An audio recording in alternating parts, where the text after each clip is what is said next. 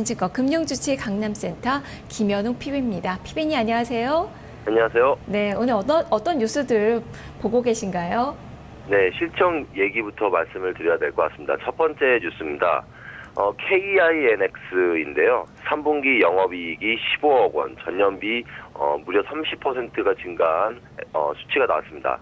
KINX 같은 경우는 실적 가이던스가 없었습니다. 하지만 이제 저희가 이제 확인할 수 있는 것은 전년 동기 대비 어떻게 증가하는 얼만큼 증가했느냐는 이제 확인을 할 수가 있는데, 굉장히 큰 폭으로 증가한 거의 유일한 그 전일 장 마감 후에 실적 발표한 종목입니다. 최근에 이제 그 어떤 실적 발표를 했을 때 쇼크가 나오면은 그 종목들이 폭락을 하고, 서프라이즈가 나오면은 굉장히 강한 흐름 추세가 유지되고, 그런 것을 확인을 할 수가 있는데, 역시 KINX도 호실적으로 차별화될 것으로 이제 예상이 되고 있고, 강한 흐름을 보여줄 것으로 예상이 됩니다. 게다가 이제 KINX 같은 경우는 SNS 관련주로 묶이죠. 그리고 주 고객사를 카카오톡으로 두고 있는 업체인데, SNS 관련주 중에 전일 장 마감 전에 발표된 뉴스 중에 인포뱅크가 자사주 매입한다라는 그런 뉴스도 있었고요.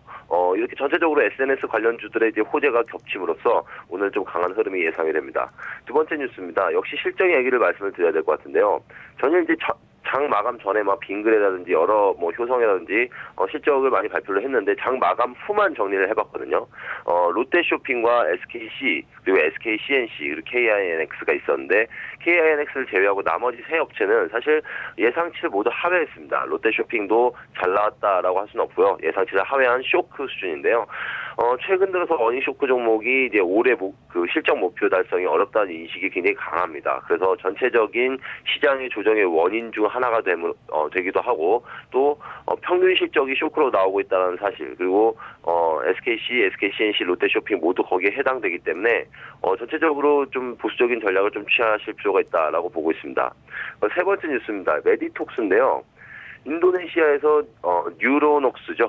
우리나라 언어로 이제 메디톡신이라고 표현하는데 수출 계약을 했습니다. 9월 11일 우즈벡에 그 체결한 이후에 인도네시아까지 이번에 계약을 성공을 한 거고요. 해외 매출이 지속적으로 나올 수 있다라는 것을 반증한다라고 볼 수 있겠습니다. 그리고 그 전체적으로 바이오 업종 자체가 오바마 대통령의 연임으로 긍정적인 흐름을 보이고 있는데, 이런 개별 모멘텀까지 추가로 생겼기 때문에 메디톡스도 좀 강한 흐름이 예상이 되고 있습니다. 그리고 마지막 뉴스인데요. 좀 매크로적인 얘기인데, 중국 공산당 전국 대표 회의를 시작했죠. 곧 시진핑 시대의 개막을 알리는 뉴스입니다.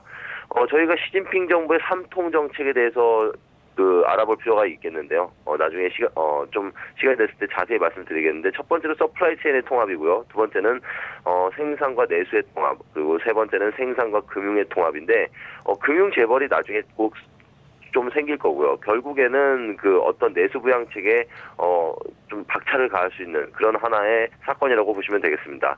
단기 모멘텀도 되겠고, 중장기적으로 3년 정도 이제 주도 업종이 중국 내수주가 주도 업종이 될 수 있다라는 그런 뉴스라고 보시면 되겠습니다. 네, 알겠습니다. 말씀 잘 들었습니다.